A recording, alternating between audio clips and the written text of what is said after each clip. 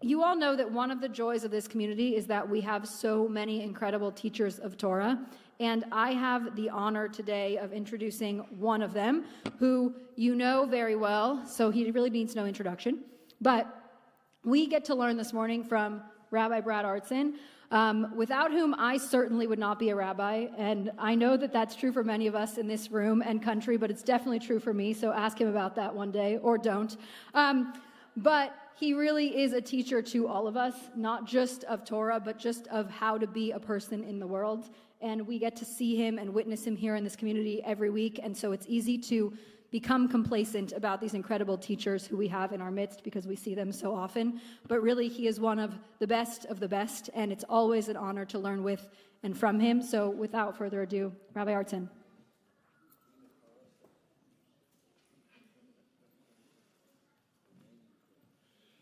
Shabbat Shalom.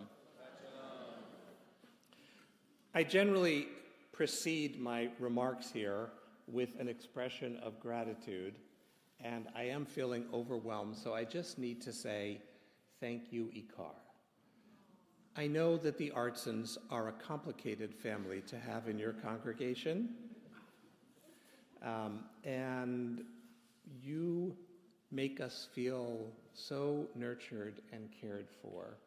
And all of our clergy, present and afar, make this place really a haven and a model of what Judaism can be as a force of healing, even in difficult times. And I also know that the congregation is more than just its clergy, it's also the people who are here. So thank you for being our home when we're not at home. This is Shabbat HaGadol, at which time it was customary in Eastern Europe for rabbis to give an especially lengthy sermon in which they would detail all of the rules and regulations of the Passover holiday. So sit back. This was the quickest Ikar service I've ever seen. It's pretty amazing. And that may have been what those communities needed. But I think what we need is the opposite. I think we need to remember why we do this. What lies at the heart of Judaism? Why is it so worth preserving? Why should we bother paying attention to those rules in the first place? So with your permission or not, I would like to spend some time on the very heart of our tradition, which wells up in this festival more, I think, than any other. Ready? Here we go. Our tradition bursts into reality with a story about the creation of the world. We begin with complete chaos, and by the end of the story, we have managed chaos. The chaos never goes away. There is tohu vavohu at the beginning. The miracle of the story is that by the end of the story, there isn't just tohu vavohu, chaos. There's also cosmos. And the process of inviting the chaos to become cosmos, to become patterned and predictable and regular and emergent, that takes the divine.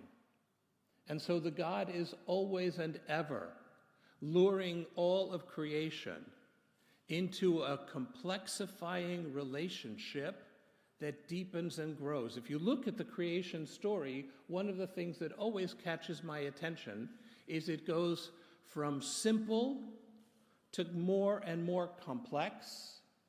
It goes from austere to deeper and more networked relationship. And so the story of our lives. We, each of us, replicate that journey. As our consciousness of an outside world expands in growing circles of connection and relationship, there is not a moment that we are ever us in isolation.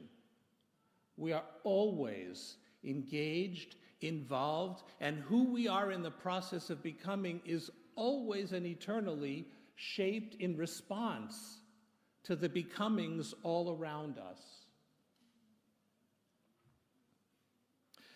And our rabbis teach that this act of creation was not simply an act of generosity on God's part, it was necessary on God's part. Because God's essential characteristic is bestowing love. My favorite Hebrew word, chesed, which is a word for which there was no English equivalent. When the King James Committee set out to translate the Bible into English, frankly, I don't know why, when they did that, and they did a decent job, I think, right? They had to invent an English word for chesed. And so they took two different English words. One started at one corner of the room, the other started at the other corner of the room. They ran into the middle of the room and fused loving kindness into a single term that expresses the idea that it starts with an emotion, but it has to manifest as behavior. Love which stays in the heart ferments and poisons. Love to be love has to be out in the world, out in the street, transforming the world. And so God has to create in order to be able to manifest divine chesed. You can't do it alone. And so the Bible opens with undeserved chesed, just the grotesque outpouring of love unmerited. And then we are told that we are made b'tselem Elohim, in the divine image, which means that we are also creatures who, in order to breathe the air, have to give love, have to get into relationship, have to see ourselves in the welter of the becomings of everyone around us. That's the lesson of the book, and as if that's not enough, it also says you're going to screw up. There is not a so-called normal family in the book of Genesis, except that the bad news and good news is that's normal. So the issue is not, are you perfect? As a child, as a spouse, as a parent, you're not. I'm not. The question is, can you do better? Can you refuse to back away? Can you refuse to give up? Nobody in the book of Genesis stops trying. And each of them have an arc in which they become never perfect, but always better. And that's the promise, the burden, and the blessing. And that is one of the two pillars on which the entire Torah stands. The second pillar, of course, is the primary focus of Passover. That we descended into Egypt, and there we grew numerous, and the population and their despotic leader were threatened by our vitality. And they responded out of their fear and insecurity and weakness, as such tyrants always do, with cruelty and harsh restrictions and imposed labor and degradation. They made us live in separate neighborhoods. They restricted the occupations we could have. They wouldn't sit at a table with us as if we were somehow ourselves intrinsically dirty. This is not an ancient story, my friends. We are living through its continual rebirth. And what the Bible holds out in all of its genius, unprecedented among the literatures of the ancient or modern world, is that we trace our origins not to the great and the powerful and the wealthy. We trace our beginnings to the despised and outcast slaves. And we have been a people calling out, "Let my people go," from our inception as a nation. And I want to be clear about something. The "our people" in Shlach et Ami is not just the descendants of the patriarchs and matriarchs. We are told that when we leave Egypt, we are accompanied by a vast mixed multitude, an Eruv Rav, Egyptians who were also fed up with tyranny and bigotry, and people who put abstract, harsh principle before actual human lives. Israel was the confederation of the children of the fathers and the mothers and of the Egyptians who said, "I want to be part of you. I want to be part of a people birthed into freedom who know when they need to march to a new promise." And that is the second pillar on which the Torah stands. By the end of the book of Exodus, we know that to be godlike, we need to bestow unearned love on everyone and everything. By the end of the book of Exodus, we understand that God never takes the side of the Pharaoh, but is always to be found in the slave quarters, and that God is a profound force of liberation, and paradoxical though it may seem, pharaohs always crumble if we are willing to do the work of marching to freedom.